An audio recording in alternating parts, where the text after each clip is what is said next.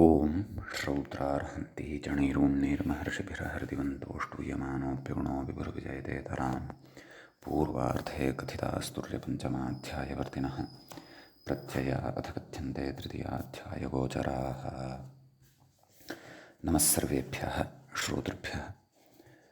अस्माभिः गतपाठे यद्यत् पठितं तद् एकवारं स्मरामः। वयं वैयाकरणसिद्धान्तकौमुदी इत्याख्यस्य ग्रन्थस्य तत्र उणादिप्रकरणं पठन्तः स्मः। प्रकरणस्यास्य चतुर्थस्य पादस्य अस्माकं क्रमे तत्र अन्तिमः एकादशः पाठः गतपाठः प्रवृत्तः। अस्मिन् पाठे सर्वादौ अस्माभिः यत् सूत्रं पठितं तद् नुवोद्धुट् च इति। तस्य सूत्रस्य अर्थः दृष्टः। यत् नु इति धातोः असि प्रत्ययः भवति, तस्य च धुडागमः भवति। नोधः, नोधसौ, नोधसः इत्यादीनि रूपाणि तत्र साधितानि ऋष्यर्थे। ततः वयसि धायः इति अग्रिमं सूत्रं पठितं। तत्र वयस् इति उपपदे सति धा धातोः असि प्रत्ययः भवति, तस्य च डिदवद्भावः भवति।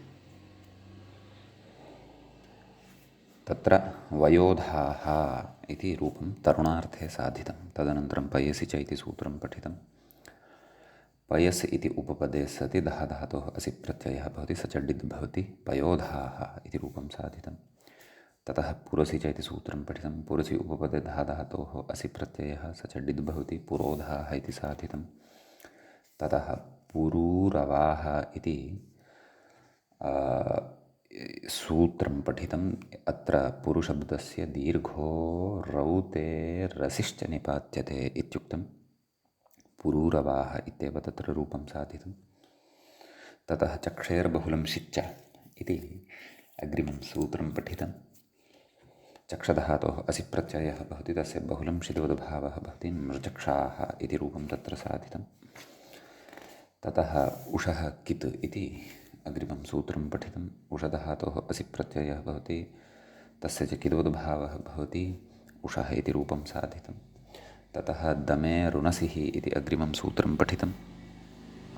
दमधातोः उनसि प्रत्ययः भवति इति सूत्रस्य अर्थः दृष्टः। दमुनाः इति रूपं साधितम् अग्न्यर्थे। ततः अङ्गते रसि ऋडुरागमश्च, अङ्गते रसि ऋरुडागमश्च एवम्। अङ्गधातोः असि प्रत्ययः, तस्य च इरुडागमः भवति। सूत्रस्य अर्थः दृष्टः। अङ्गिराः इति रूपं साधितं।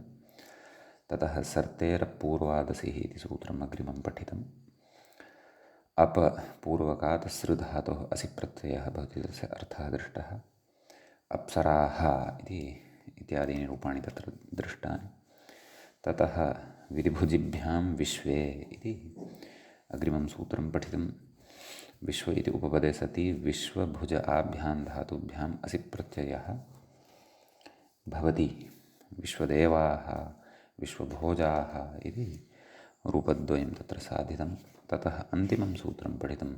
वशेः कनसिः इति। तत्र वशधातोः कनसि इति प्रत्ययः भवति। सम्प्रसारणे सति उशनाः, उशनसौ, उशनसः इत्यादीनि रूपाणि अत्र सिद्ध्यन्ति इति। एतावन्ति सूत्राणि अस्माभिः गते पाठे पठितानि। अपि च समापितश्च अयं चतुर्थः पादः उणादिकोशस्य।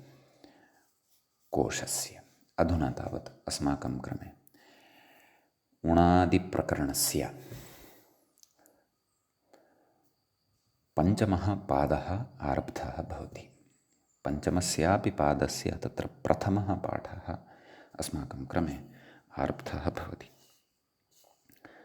तत्र व्याख्याता कथयति, अथ पञ्चमः पादः, मूले व्याख्यायां च सूत्रम् उच्यते। ततः अपि पूर्वमूले अपि उक्तम्, अथ उणादिषु पञ्चमः पादः। तदनन्तरं सूत्रमुच्यमानं वर्तते। अधिभुवो डुतुच् इति।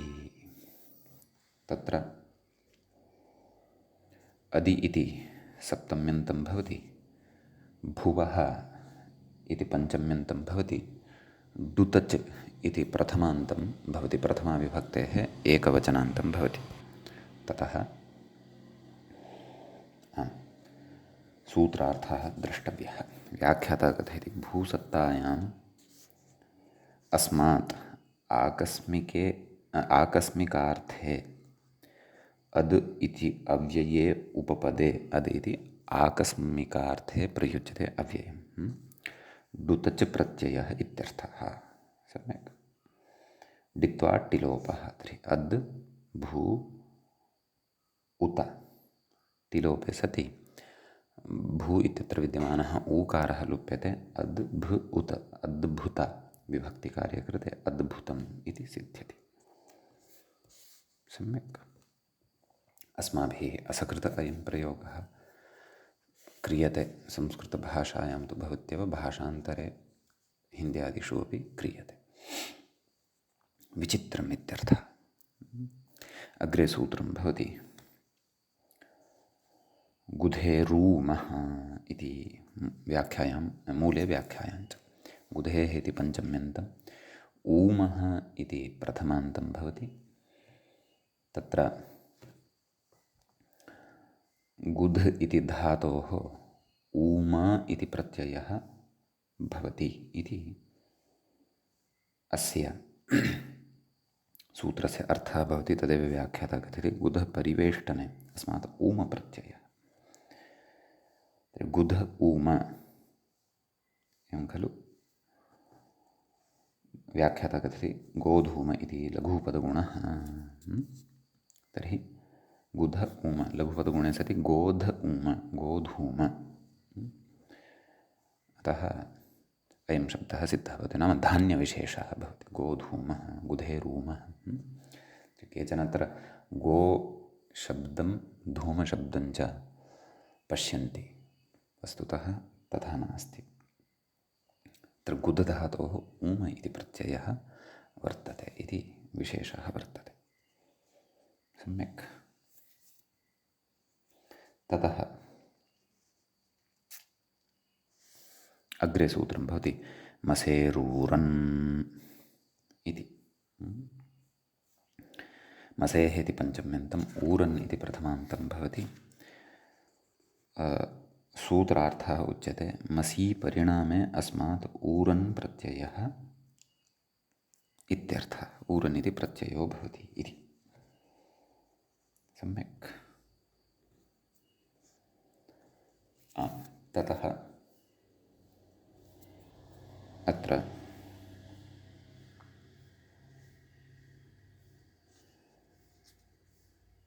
वयम् उदाहरणं पश्यामश्चेत् मसूरः इति भवति उदाहरणं। तर्हि मस् ऊर मसूर नाम अयमपि धान्यविशेषः एव भवति। व्याख्याता कथयति मङ्गल्यको मसूरोऽथ मकुष्टकमयुष्टकौ इत्यमरः। एवं पर्यायशब्दाः अपि वर्तन्ते। अग्रे कथयति प्रथमे पादे असेरुरन् मसेश्च इत्यत्र व्याख्यातः। नाम तत्र प्रथमे पादे अस्माभिः असेरुरन् इति सूत्रं पठितं खलु। तत्र मसुरः इति रूपं साधितमासीत्, तत्र उकारः श्रूयते। अपि च मसेश्च नाम मसेश्च इत्यत्र उरन् इति अनुवर्तते, तत् मसुरः इति सिद्ध्यति। अत्र तु मसूरः इति सिद्ध्यति इति तत्र व्याख्यातं शब्दं स्मारयन् अस्ति, तावदेव। दीर्घह्रस्वोकारयोः भेदः अस्ति। सम्यक्। ततः अग्रे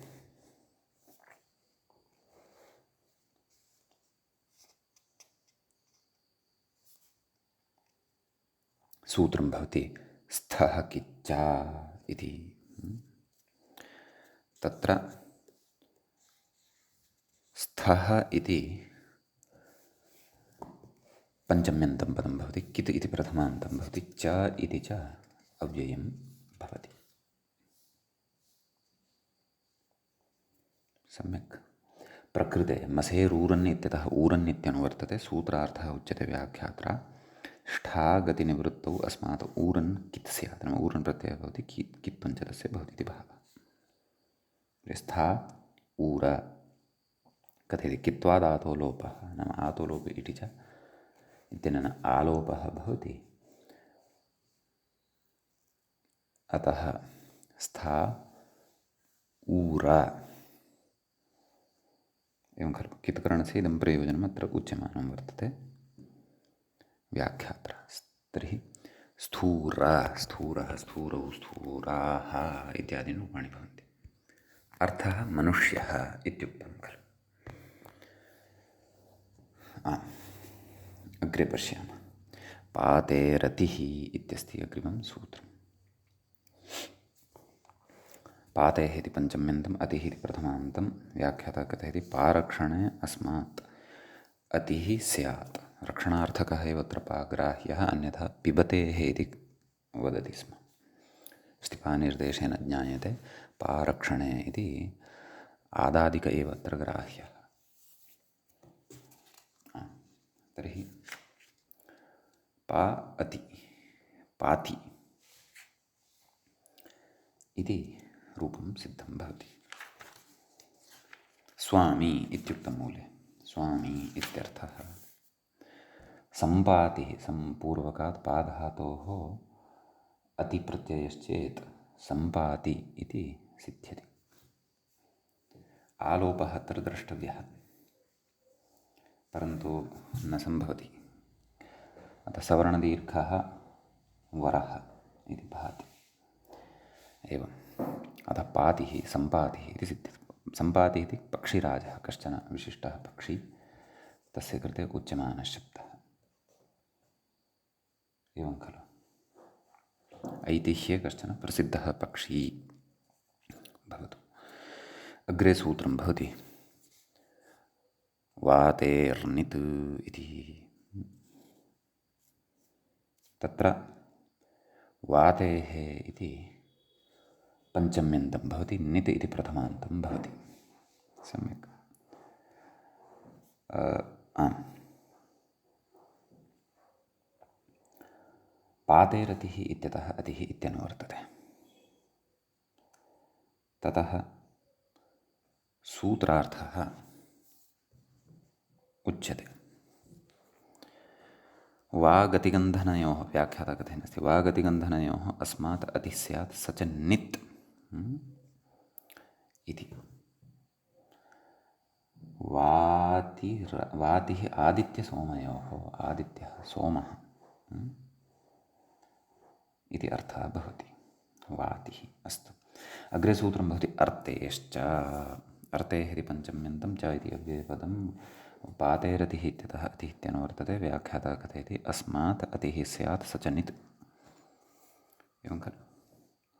अतः प्रकृते तत्र रूपं भवति अरतिः उद्वेगः इति। पीडा, उद्वेगः, आवेगो वा।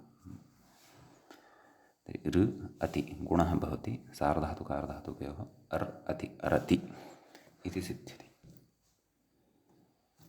सम्यक्।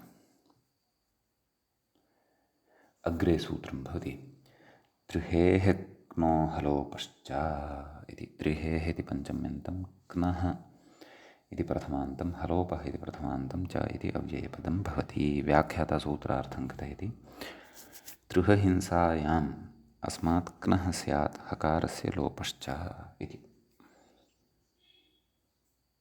सम्यक्। तर्हि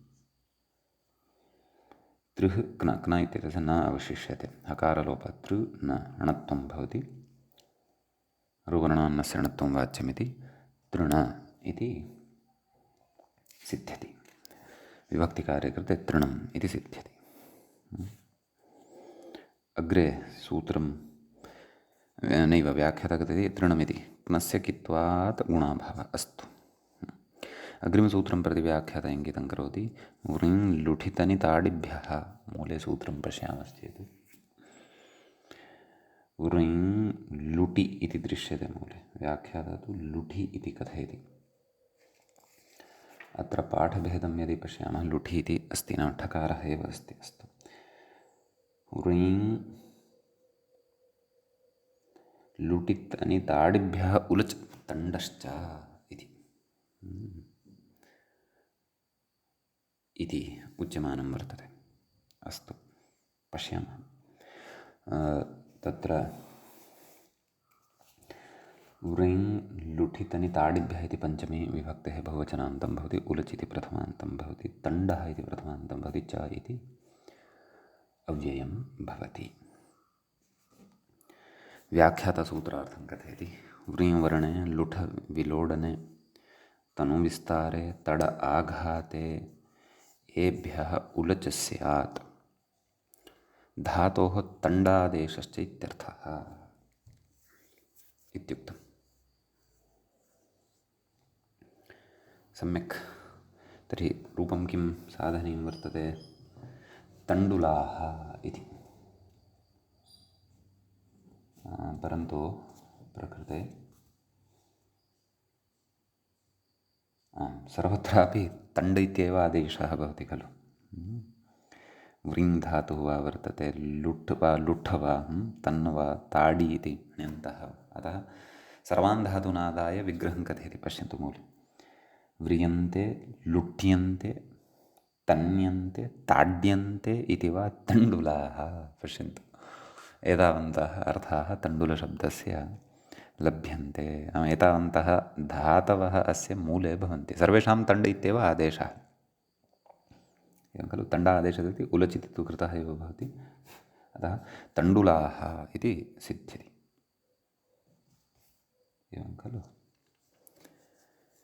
व्रीं वर्णे नाम वर्णं येषां क्रियते मङ्गलकार्यादिषु, लुठविलोडनं येषां क्रियते, विस्तारः येषां विस्तारः क्रियते, तड आघाते ये ताड्यन्ते, नाम व्रीहेः आवरणात् पृथक् भूय लभ्येरन् तदर्थं ताड्यन्ते इति कृत्वा इमे तण्डुलाः भवन्ति इति विशिष्टा काचित् व्युत्पत्तिः तण्डुलशब्दस्य पठिता।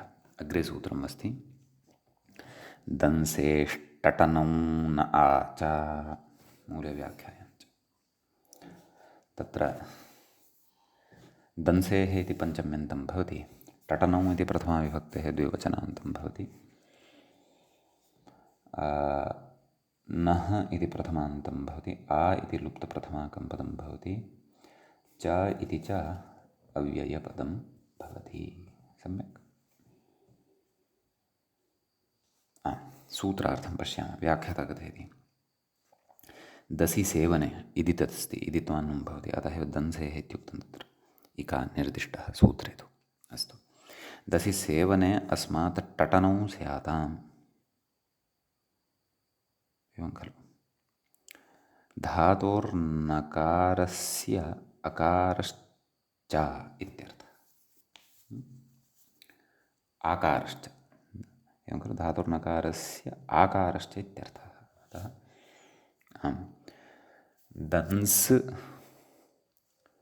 दंस् अर्थात् तत्र अनुस्वारः यः श्रूयते सः नकारेण लब्धः, नाम नुमा लब्धः।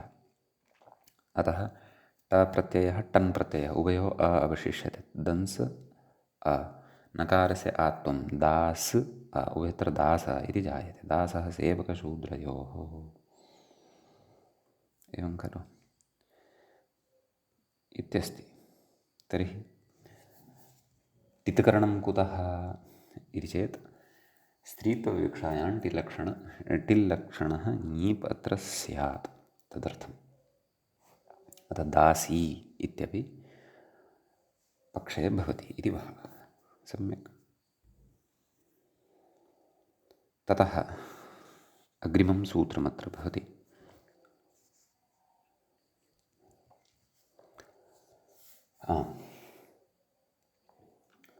दंशेश्च, दंशेः इति पञ्चम्यन्तं भवति, च इति अव्ययपदं भवति, दंसेष्टटनौ इत्यतः टः टन् नः आ एते सर्वेपि अनुवर्तन्ते। अतः सूत्रार्थः भवति व्याख्याता कथयति दंशदर्शने अस्मादपि टटनौ स्यातां नकारस्य आकारश्च इति।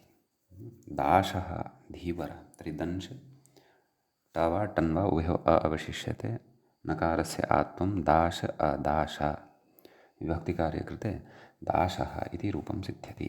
कोऽर्थः धीवरः इति। एवं खलु। तर्हि दाशाः धीवराः भवन्ति इत्यपि उच्यते। नाम समुद्रे नौकया विहारं कुर्वन्ति खलु ते। अस्तु। ततः अग्रे सूत्रं भवति उदिचेर्डैसिः इति। उच्चैः इति अव्ययं साधनीयं वर्तते। परन्तु ततः पूर्वं व्याख्याता किं कथयति कैर्वते नैव कैवर्ते दाशधीवरौ इत्यमरः। पूर्वसूत्रे अस्मिन् सूत्रे च टनो विधिः आद्युदात्तत्वाय नाम नित्करणात् आद्युदात्तत्वस्वरः लभ्यते। तदग्रे वयं पठिष्यामः। सम्यक्। अग्रे सूत्रं भवति उदिचेर्डैसिः। उदि इति सप्तम्यन्तं भवति, चेः इति पञ्चम्यन्तं भवति, डैसिः इति प्रथमान्तं भवति। तत्र उच्यते उदि उपपदे चियचयने व्याख्यातः सूत्रार्थ उच्यमानः अस्ति। उदि उपपदे चियचयने इत्यस्मात् डैसिरित्यर्थः। एवं खलु। उद् चि डैसि डैसि इत्यस्य ऐस् अवशिष्यते। व्याख्याता कथयति डित्वा टिलोपः। उद् च ऐस् खरिच इत्यनेन दकारस्य चकारः। उच्च च ऐस् उच्चैस्। सुपः अव्ययादाप्सुपः इत्यनेन लोपः भवति। सकारस्य च ऋत्वविसर्गादिकं कृत्वा उच्चैः इति अव्ययम् अत्र सिद्धं भवति। उच्चैरुदात्तः इत्यादिषु अस्माभिः सुष्ठु इदमव्ययं दृष्टम्। व्याख्याता मूले अपि कथयन् अस्ति स्वरादिपाठादव्ययत्वम् उच्चैः नीचैः इत्यपि साध्यमानं वर्तते। सूत्रं वर्तते नौ दीर्घश्च। नौ इति सप्तम्यन्तं भवति, दीर्घ इति प्रथमान्तं भवति, च इति अव्ययपदं भवति। उदिचैर्डेसिः इत्यतः डैसिः इति च अनुवर्तते। सम्यक्। तर्हि नि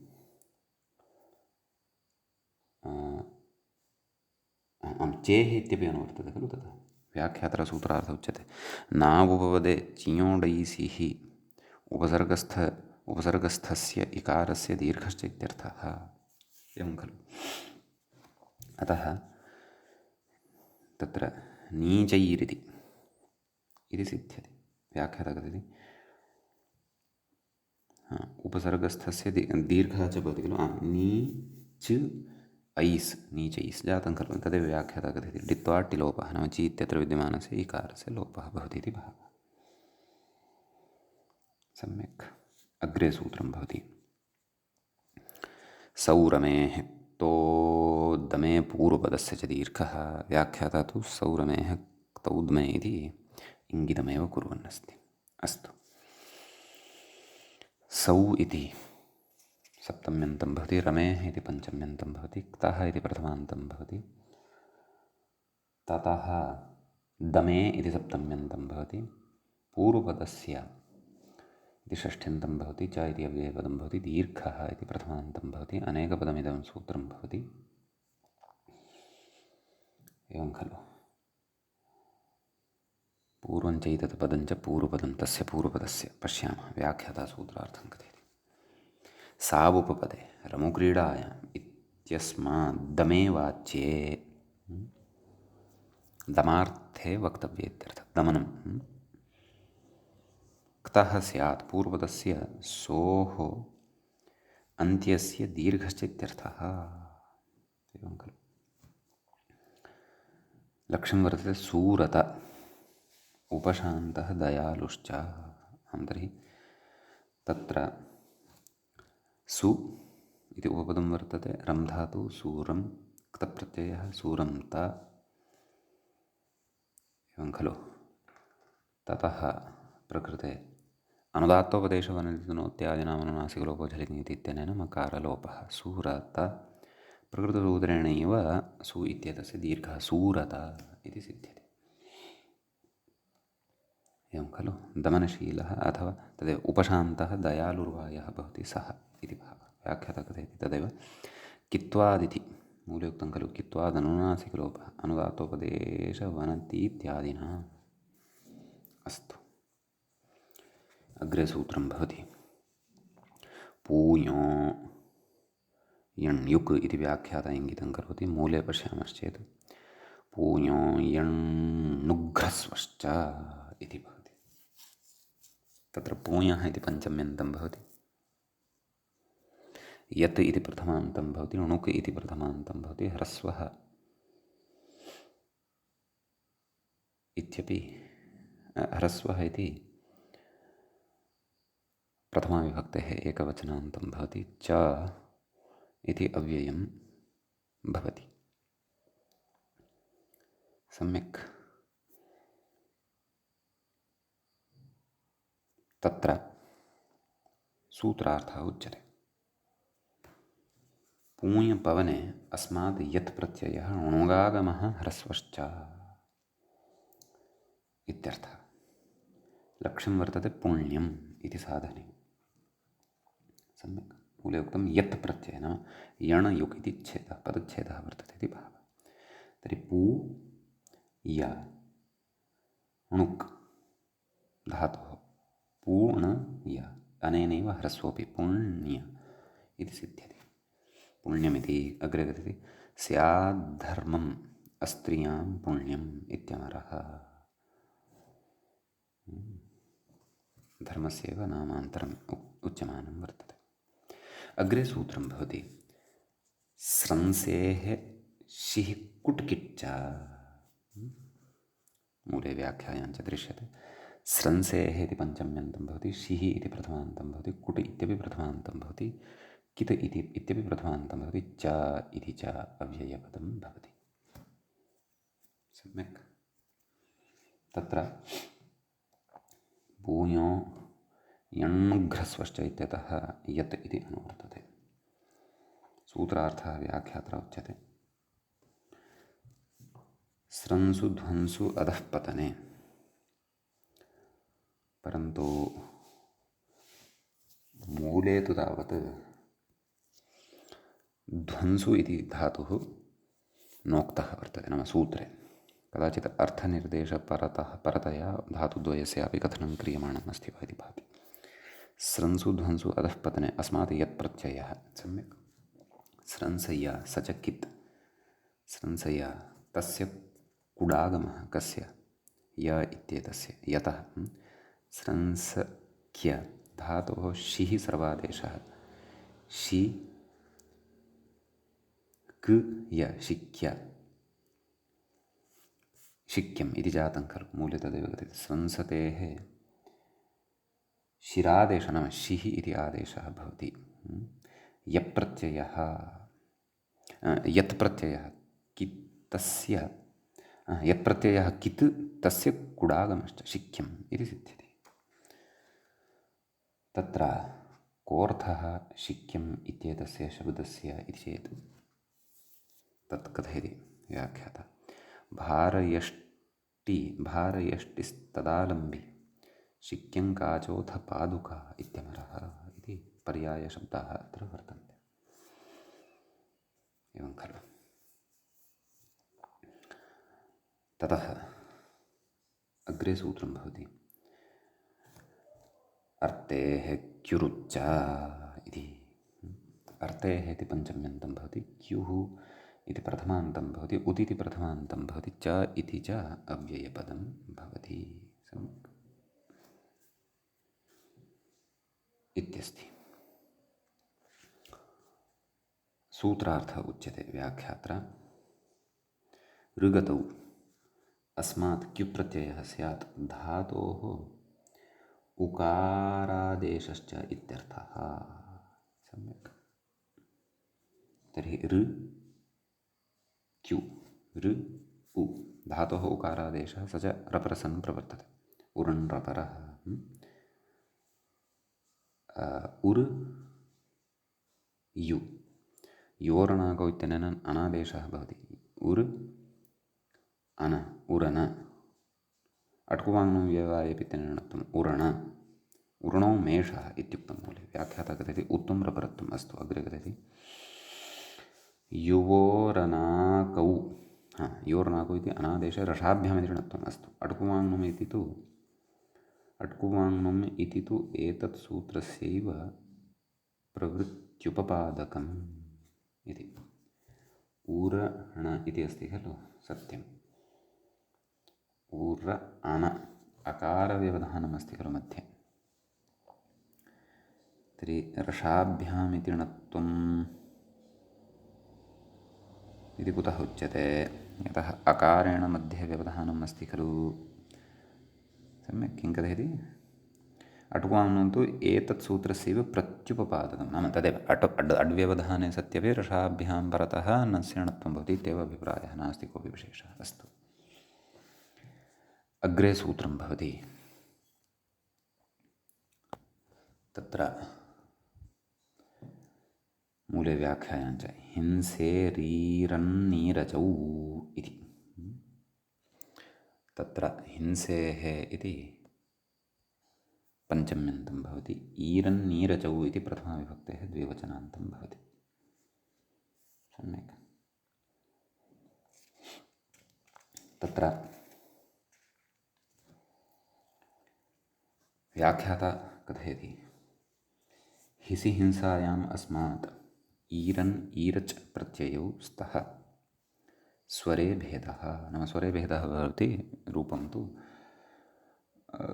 तत्र समानमेव दृश्यते तर्हि हिंस ईर उभयोः प्रत्यययोः ईर इत्येव अवशिष्यते हिंसीर कोऽर्थः उक्तं मूले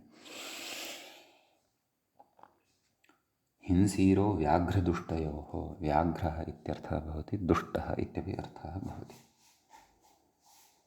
एवं खलु ततः अग्रिमसूत्रं प्रति व्याख्याता कथयति अपि च हिंसी इति गते प्रयोगे इदित्वात् नुमा अनुस्वारः लभ्यमानः अस्ति श्रूयमाणः वर्तते अस्तु अग्रे सूत्रं प्रति इङ्गितं करोति व्याख्याता उदिदृणातेरजलौ मूले पश्यामश्चेत् उदिदृणातेरजलौ पूर्वपदान्त्यलोपश्च एवं खलु अत्र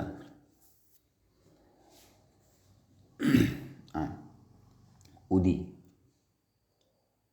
इति सप्तम्यन्तं भवति दृणातेः इति पञ्चम्यन्तं भवति अजलौ इति प्रथमाविभक्तेः द्विवचनान्तं भवति अच च अल् च अजलौ ततः पूर्वपदात् पूर्वपदान्त्यलोपश्च पूर्वं चैतदपदं च पूर्वपदं पूर्वपदस्य अन्त्यं पूर्वपदान्त्यं पूर्वपदान्त्यस्य लोपः पूर्वपदान्त्यलोपः च इति च अव्ययपदं भवति एवमत्र विग्रहः ज्ञेयः सम्यक् अनुवृत्य किमपि स्वीकृतमिति नास्ति सूत्रार्थः द्रष्टव्यः व्याख्याता कथयति उदि उपपदे उपपदं स्वीकुर्वन्तु दृविदारणे दृधातुमपि स्वीकुर्वन्तु का स्थितिः आगता उद् दृ इत्यस्मात् अद् अच् अल् इति एतौ प्रत्ययौ स्तः उभयोः अ इत्येव अवशिष्यते लितकरणेन चित्तकरणेन स्वरे भेदः भवति उदोदकारस्य लोपश्च इत्यर्थः उदः यः दकारः तस्य लोपः च भवति सम्यक् इत्यस्ति अतः उ अपि च दृ इत्यत्र गुणः भवति सार्वधातुकारधातु इति अर आगच्छति उ द अर सम्यक् उदर विभक्तिकार्ये कृते उदरम् इति भवति व्याख्याता कथयति उदरमिति अजलोः स्वरे भेदः धातोर्गुणः तत्सर्वं विचारितम् अग्रिमसूत्रं प्रति व्याख्याता इङ्गितं करोति डित् खनेर्मुट्। मूले समग्रं सूत्रं पठामः। डित् खनेर्मुट् सचोदात्तः इति। डित् इति प्रथमान्तं, खनेः इति पञ्चम्यन्तं, मुट् इति प्रथमान्तं, सः इति प्रथमान्तम्, उदात्तः इति प्रथमान्तं भवति। व्याख्याता कथयति अजलौ इत्यनुवर्तते, नाम उदिदृणादेरजलौ इत्यादि सूत्रात् इति भावः। सूत्रार्थं कथयति व्याख्याता। खनु अवधारणे अस्मात् अल् इति प्रत्ययौ स्तः तौ च डितौ धातोर्मुडागमश्चेत्यर्थः। मुखमिति लक्ष्यं वर्तते। तर्हि खन् अच् वा अल् वा खन् अ इति स्थितिः लभ्यते। तौ डितौ भवतः डित्तु सामर्थ्यात् टिलोपः भवति। तदेव अग्रे कथनस्ति व्याख्याता। मुखमिति डित्वा टिलोपः। अन् इति लुप्यते। ख अ धातोः मुडागमः। तत्र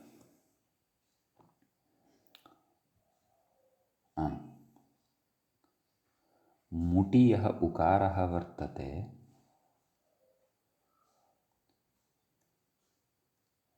सः इतुसंज्ञकः नास्ति, केवलः टकारः एव इतुसंज्ञकः वर्तते व्याख्यानात्। व्याख्यानं च नाम तस्य इतुसंज्ञात्वात् लोपकरणे प्रयोजनं नास्ति। प्रयोजनं विना इतुसंज्ञापि अत्र न भवति। अतः मु इति नाम उकारश्रवणं तत्र भवत्येव। मुख मुख विभक्तिकार्ये कृते मुखम् इति सिद्ध्यति। अत्रापि अजलोः स्वरे एव भेदः भवति। सम्यक्। अग्रे सूत्रं भवति।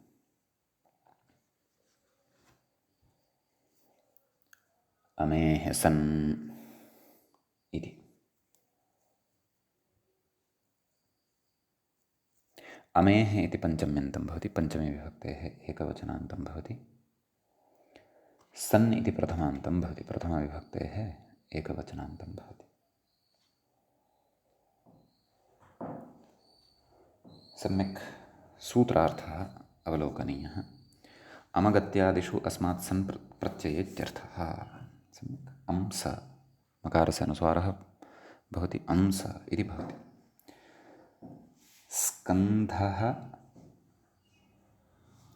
भुजशिरोसो अस्त्री। भुजशिरोंसोऽस्त्री इत्यमरः पूर्वरूपमस्ति तत्र। एवं खलु अंसः इति रूपम् अत्र सिद्धं भवति। स्कन्धः इति अर्थः भवति। उक्तं खलु स्कन्धः भुजशिरः अपि च भुजः शिरः इति एते पर्यायशब्दाः अत्र भवन्ति, अथवा एते अर्थाः भवन्ति अस्य इति भावः। अस्तु। पुल्लिङ्गः अंसः अंसौ अंसाः एवं रीत्या रूपाणि। मूर्खशब्दः साधनीयः वर्तते। तदर्थमग्रिमं सूत्रं मूले व्याख्यायाञ्च दृश्यमानं वर्तते। मुहेः खो मूर्चा इत्यस्ति। मुहेः इति पञ्चम्यन्तं, खः इति प्रथमान्तं, मूर्चा इति लुप्तप्रथमाकम् इति द्रष्टव्यम्। नैव मूर् इति प्रथमान्तं, च इति अव्ययं क्षन्तव्यं। सूत्रार्थः। मुह वैचित्ये अस्मात् खप् प्रत्ययः धातोः मूरादेशश्च इति।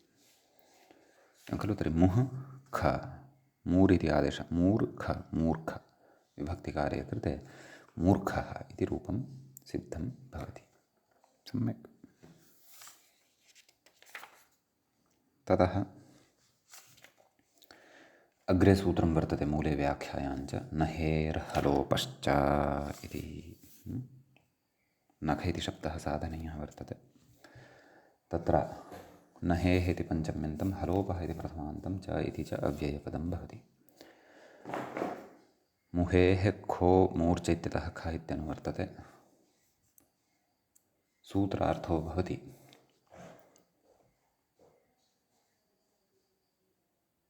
नः नः व्याख्याता कथयति पश्यन्तु। णः बन्धने अस्मात् खप् प्रत्ययः हकारस्य लोपश्च इत्यर्थः इति भवति।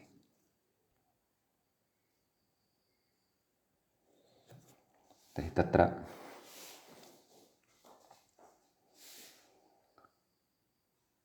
आम्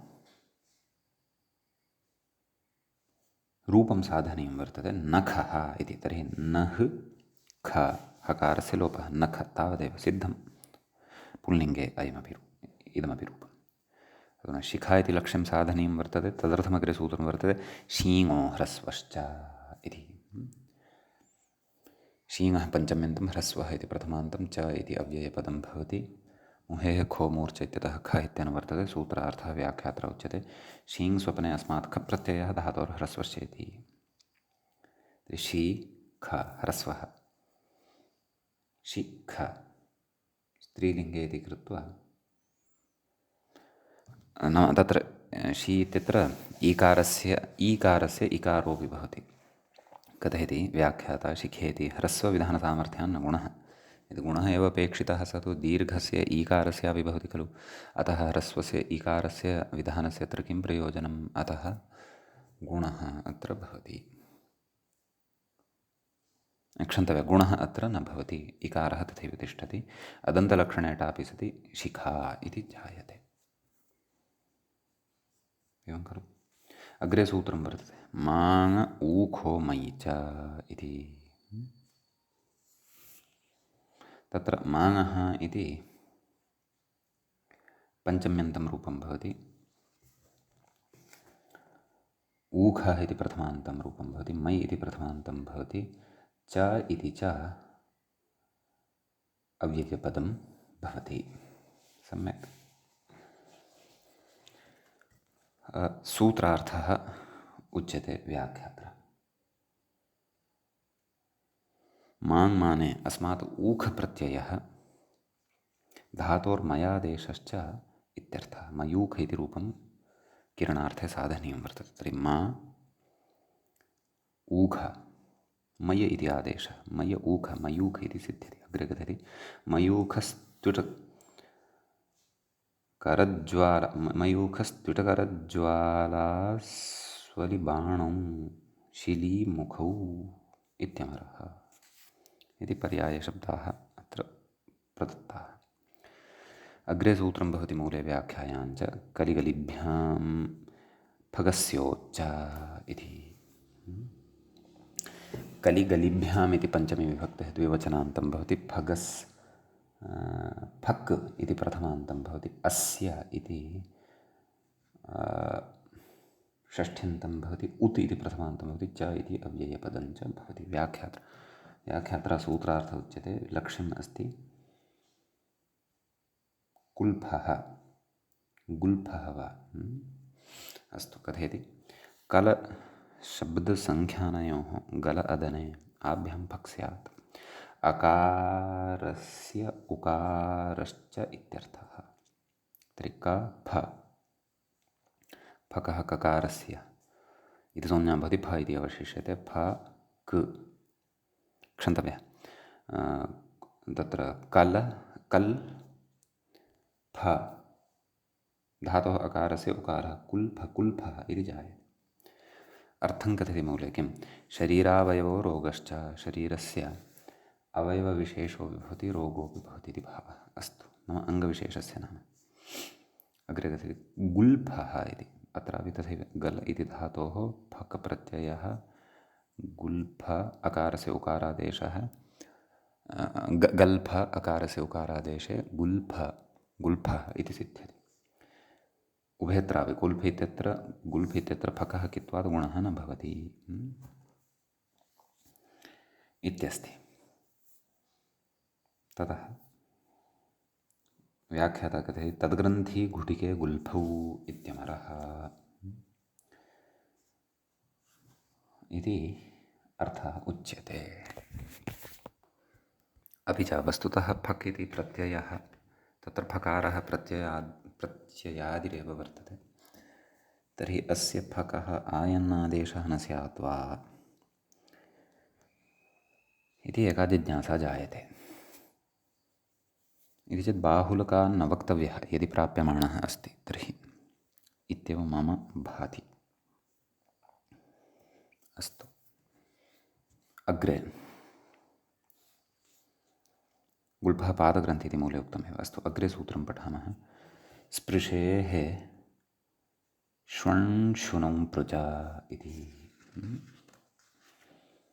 तत्र स्पृशेः इति पञ्चम्यन्तं भवति, श्वण्शुनौ इति प्रथमद्विवचनान्तं भवति, पृ इति एकवचनान्तं भवति, च इति च अव्ययपदं भवति। पार्श्वम् इति रूपं साधनीयं वर्तते। व्याख्याता सूत्रार्थं कथयति, स्पृशसंस्पर्शे अस्मात् श्वन् श्वण् शुन् स्यातां, एतौ प्रत्ययौ स्यातां। धातोः पृ आदेशश्च। पार्श्वं पर्शुः इति रूपद्वयं साधनीयं वर्तते। तर्हि स्पृश श्वणः पक्षे पृश स्पृश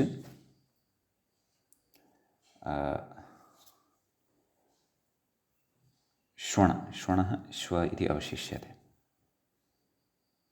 एवं खलु। णित्वात् वृद्धिः। अपि च किमुक्तं, पृच इत्यपि उक्तं खलु। स्पृशेः श्वण्शुणो पृच, नाम पृ इति आदेशोऽपि भवति खलु स्पृशधातोः स्थाने। तर्हि पृ श्व वृद्धिः केन, अचोन्यणिति इत्यनेन। पार्श्व विभक्तिकार्ये कृते पार्श्वम् इति सिद्ध्यति। श्वणो णित्वात् वृद्धिः इति उक्तमेव। अस्तु, शुप्रत्यये तु पर्शुः, तत्र वृद्ध्यै निमित्तं किमपि नास्ति, अतः गुणः भवति। पर्शुः मूले उक्तं पार्श्वं, पार्श्वोऽस्ति कक्षयोरधः परशुरायुधम् इत्युक्तं। सम्यक्। ततः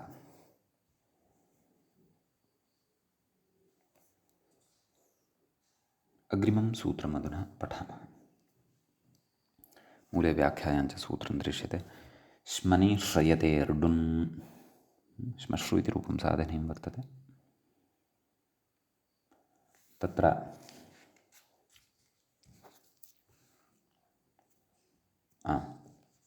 सूत्रार्थः उच्यते व्याख्यात्र। श्मनि इति सप्तम्यन्तं भवति, पदच्छेदमादौ पश्यामः। श्मनि इति सप्तम्यन्तं, श्रयतेः इति पञ्चम्यन्तं, डुन् इति प्रथमान्तं भवति। व्याख्याता कथयति, श्रियसेवायाम् अस्मात् मुखवाचिनि श्मन् शब्दे, श्मन् कश्चन शब्दः वर्तते, सः मुखवाचकः भवति। उपपदे डुन् प्रत्ययः भवति। सम्यक्। तदेव मूलेपि कथयति, श्मन् शब्दो मुखवाची, अग्रे साध्येत कदाचित्। तस्मिन् उपपदे सति श्रीधातोः डुन् इति प्रत्ययः भवति। कथयति, श्मनो नस्य लोपः, न लोपः प्रातिपदिकान्तस्य। तर्हि श्मन् श्री डुन्, डुनः उ अवशिष्यते। श्मन् श्री उ, टित्वात् श्रियः इकारस्य लोपः। श्मन् श्रु उ, श्मन् श्रु, न लोपः अपि कृतः खलु। श्मश्रु इति जायते, नपुंसकलिङ्गे भवति। व्याख्याता कथयति, तद्वृद्धौ श्मश्रु पुंमुखे इत्यमरः, नाम पुंमुखे ये केशाः उत्पद्यन्ते श्मश्रुपदवाच्याः भवन्ति इति भावः। सम्यक्। अग्रे सूत्रं भवति, अश्वादयश्च इति।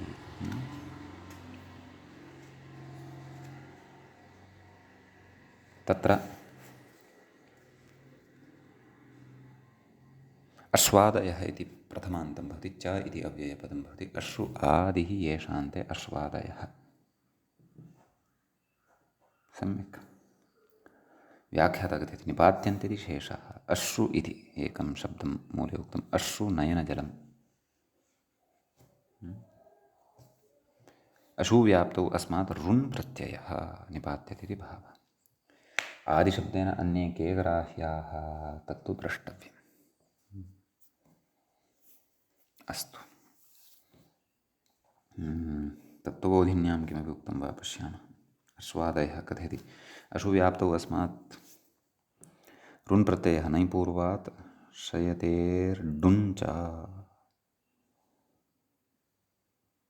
इति प्रकारान्तरेण नाम प्रकारद्वयं सः दर्शयति यत्तु ज्वरदेवदत्तेन उक्तम् अश्नोतेर्डुन् रुट् चेति तदयुक्तं डित्वाटिलोपे सति धातोः अश्रवणप्रसङ्गात् न च टिलोपाभावः निपात्यते इति वाच्यं तथा सति डित्वोत्प्रेक्षणस्य निष्फलत्वापत्तेरिति दिक् अस्तु भवतु परन्तु अश्वादिषु अन्ये के अन्ये भवितुमर्हन्ति इति नोक्तं निश्चयेन स्युरेव लक्ष्याणि द्रष्टव्यानि अन्यथा एतावत् गुरुभूतं सूत्रं किमर्थं करणीयमासीत् भवतु नाम पश्यामः अग्रे सूत्रं मूले व्याख्यायां च दृश्यते जनेष्टं लोपश्च इति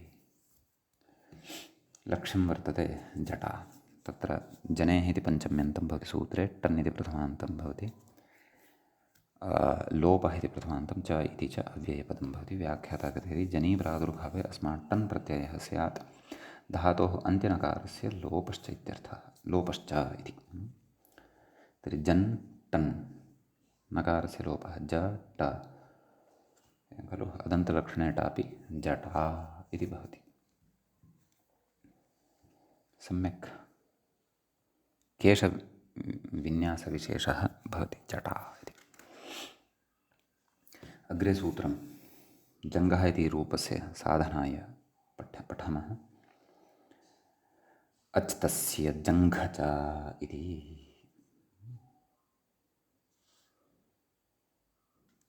तत्र सूत्रे अच् इति प्रथमान्तं भवति तस्य इति षष्ठ्यन्तं भवति जङ्घ इति प्रथमान्तं भवति च इति च तत्र प्रथमाविभक्तेः एकवचनान्तं भवति व्याख्याता कथयति तस्येत्यर्थमाह नाम तस्येत्यस्य अर्थं कथयति जनेः नाम गतसूत्रादनुवर्तते मूले सूत्रार्थः उक्तः अस्ति तस्य अर्थात् जनेः जङ्घा तस्य जनेः जङ्घादेशः स्यादच्च व्याख्याता कथयति जनेः अच् प्रत्ययः धातोः जङ्घादेशश्च इत्यर्थः तर्हि जङ्घ एवं खलु जङ्घ इति आदेशः हलन्तः ग्राह्यः अजन्तः चेत् तर्हि पररूपादिकं कृत्वा निर्वाहः करणीयः जङ्घ इति सिद्धे ततः अदन्तलक्षणे टापि सति जङ्घ अजाद्यतष्टा इति कथयन्नेव अस्ति ग्रन्थकारः एवं खलु देहस्य अवयवविशेषः भवति जङ्घ इति अग्रे सूत्रं दृश्यते व्याख्याता इङ्गितं करोति हन्तेः शरीरावयवे मूले सूत्रं पश्यामश्चेत् हन्तेः शरीरावयवे द्वे च इति सम्यक् हन्तेः इति पञ्चम्यन्तं शरीरावयवे इति सप्तम्यन्तं द्वे इति द्विवचनान्तं प्रथमाद्विवचनान्तं च इति अव्ययं भवति अच तस्य जङ्घ च इत्यतः अजित्यनुवर्तते सूत्रार्थः व्याख्यात्र उच्यते शरीरावयवे वाच्ये हन्ते रच् प्रत्ययः धातोर्जुत्वं चेत्यर्थः एवं खलु इति भवति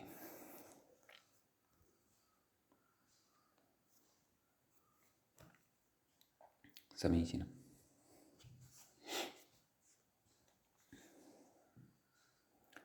तर्हि उदाहरणं साधयामः जघनम् इति उदाहरणं साधनीयं वर्तते जङ्घः इत्येव यद् उदाहरणं साधितं तस्यैव अयमर्थः भवति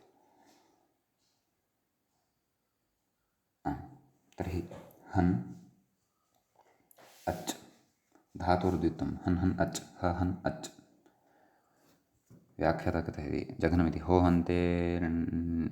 हन्ते रणिन्नेषु इत्यनेन कुत्वम् अभ्यासाच्च इति वा उभाभ्यां कुत्वं शक्यते। अभ्यासकार्याणि भवन्ति कुहोश्चुः एवं खलु जष्ट्वादिकं कृत्वा जघनं कुहोश्चुः झगनम् अभ्यासे चर्चिते जघनं जघन् जघन मेलनं जघनम् इति सिद्धं भवति। सम्यक्। अग्रे कथयति